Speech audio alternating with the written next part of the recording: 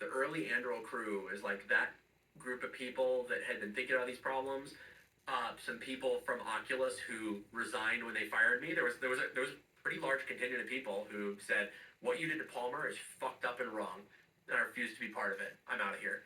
And the funniest part is that of that contingent, kind of the people who left because of the way Facebook treated me then, many of them came to work at Anduril and they said, "Palmer, what are you doing next? Like, I want to be a part of whatever it is."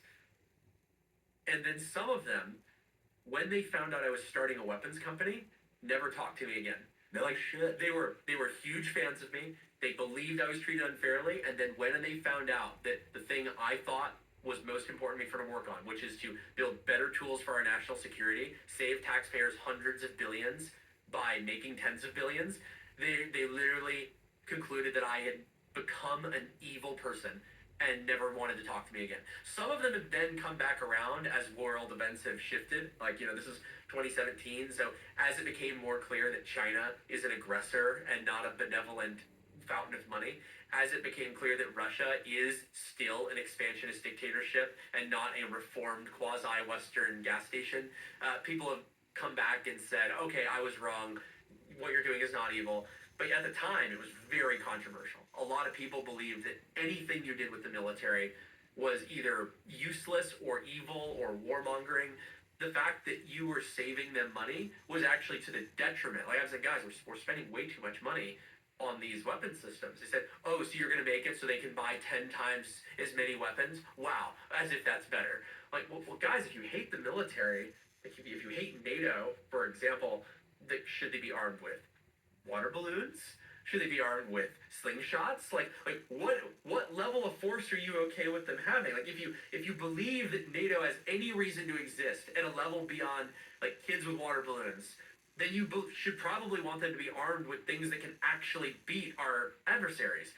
And the problem is that at that point, they stop talking to you and say, "Fuck you, fascist," and they move. Like, you can't reason someone out of an opinion that they didn't reason themselves into. And when you start to try to pull them out of the matrix, they are often unable to make the jump. So Anduril started. We wanted to build not a defense contractor, but a defense product company.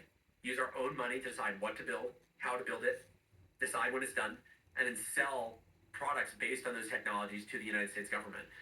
I was a strong believer, and I get to look like a visionary today, but back then I looked like a crazy person. I was a strong believer that the entire future of warfare would be defined by artificial intelligence and autonomy.